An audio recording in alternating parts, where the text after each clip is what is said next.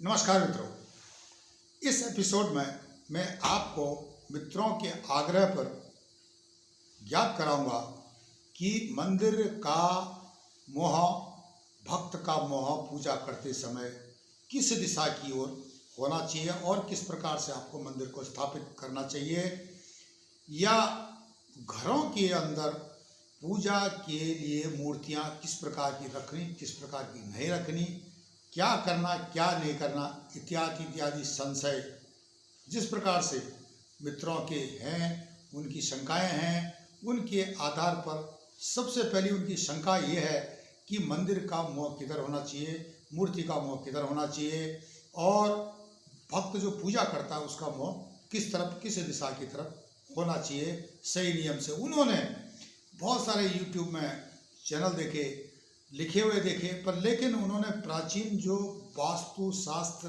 के आधार पर शायद बहुत कम लोगों ने इस विषय को देखा, पढ़ा।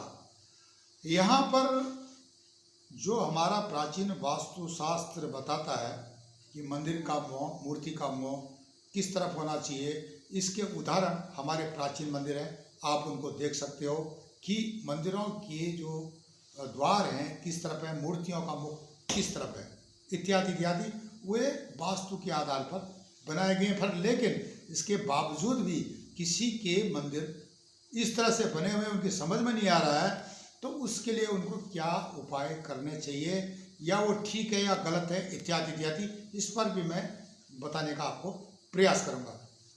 विषय वस्तु पर अधिक जानकारी देने से पूर्व मैं आपसे अनुरोध करूँगा कि आप हमारे चैनल ई ज्ञान को लाइक करें, सब्सक्राइब करें, कमेंट्स करें और शेयर करें। मित्रों, मंदिर का जो स्थापना होना चाहिए किसी भी जगह पर, पहले तो ये समझ लो कि कोई भी मंदिर प्राचीन समय में घरों के अंदर नहीं होते थे। ये बाद में सामाजिक परिवर्तन हुए, धार्मिक परिवर्तन हुए, अनेक परिवर्तन हुए, तो मंदिरों का रुख घरों के अंदर तक चला गया और इसको हम समाज से नहीं मिटा सकते, नहीं हटा सकते। आज वो चल रहा है। मंदिरों में जा कर के पूजा आराधना करने का सिस्टम था। जो भी हमारे गांव, शहर, जो भी टाउन, उपनगर, महानगर होते थे, वहाँ पर बड़े बड़े मंदिर, छोटे मंदिर, हर प्रकार के जनसंख्या के हिसाब से मंदिर बनाए जाते थे और उनका कंटिन्यू प्रोसेस चलता रहता था। जनसंख्या के हिसाब से लोग जाएं, वर्शिप करें, पूजा करें और अपने वापस आए। ये सिस्टम था। पर लेकिन घरों के जब मंदिर का जो प्रभाव पड़ा, चाहे वो विदेशी आक्रमणकारियों के कारण या जनसंख्या बढ़ने के कारण या जरूरत के हिसाब से, वो विषय अलग है।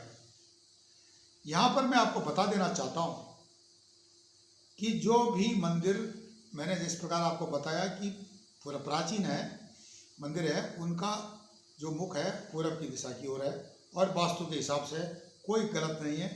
पर लेकिन आपके मंदिर कहाँ पर स्थित है, कैसी जगह है, वो तो पहले जगह देखते थे, मिट्टी को देखते थे कि ये मिट्टी क्या मंदिर बनाने लायक है या नहीं है, इसमें नकारात्मक शक्तियाँ तो नहीं है, नकारात्मकता तो नहीं है। आजकल सेंसर है, जो इक्विपमेंट है, डिजिटल इक्विपमेंट है, उनसे हम देखते हैं नेगेटिविटी को।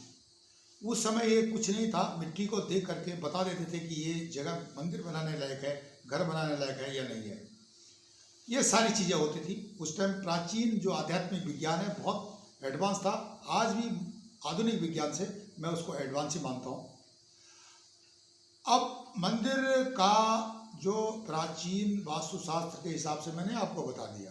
भक्त का मुँह जब मंदिर का पूरब की ओर, तो भक्त का जो है पश्चिम की ओर मुँह होगा, भगवान की ओर। पर लेकिन हर जगह ये नहीं होता, कहीं कहीं उत्तर की ओर भी मुँह होता है, उत्तर की ओर, पश्चिम की ओर भगवान का मुँह होता है और भक्त का उत्तर की ओर होता है।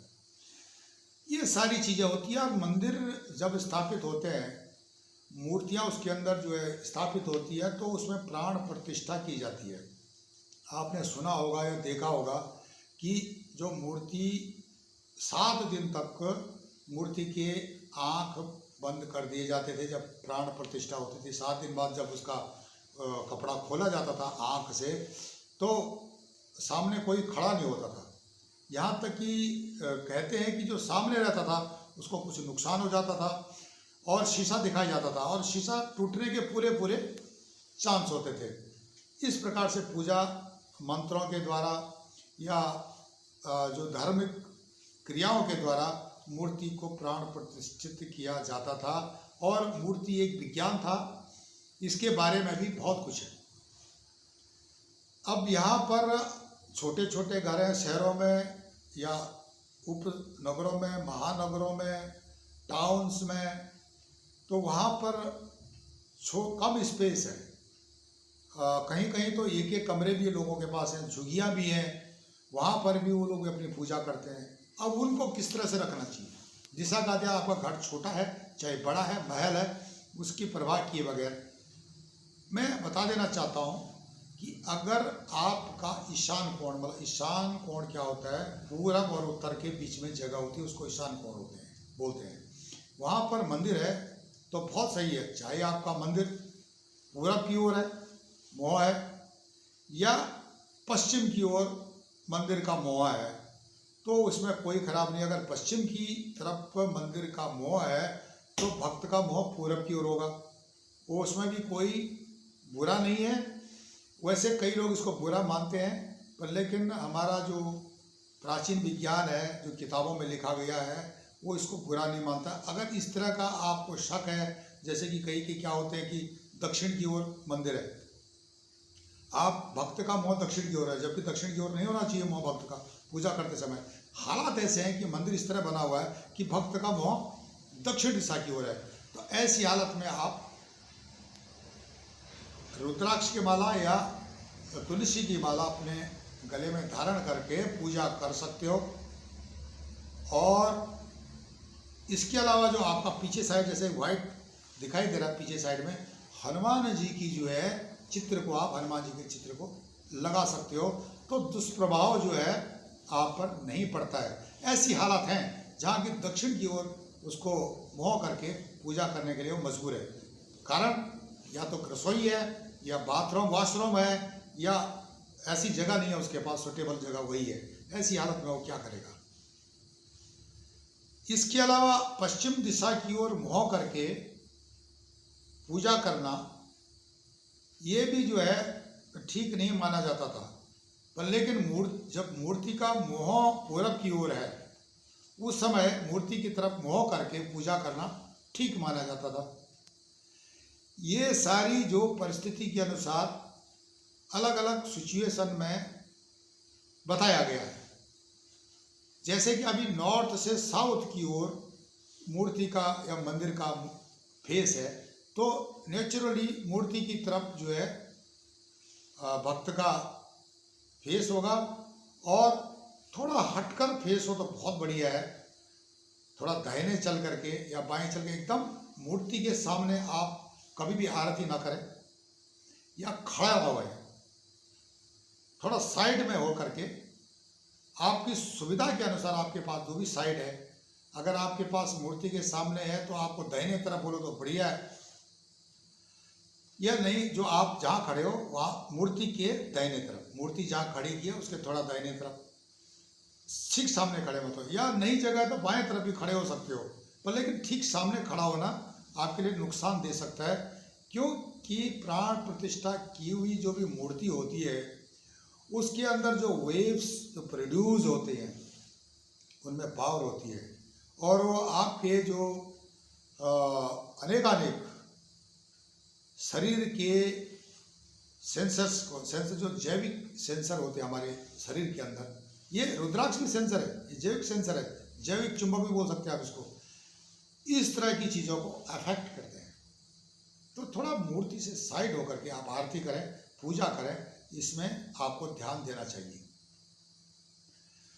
घर के अंदर शिवलिंग स्थापित न करें। पारद शिवलिंग हो चल जाएगा, बहुत छोटा होता अंगूठे के बराबर।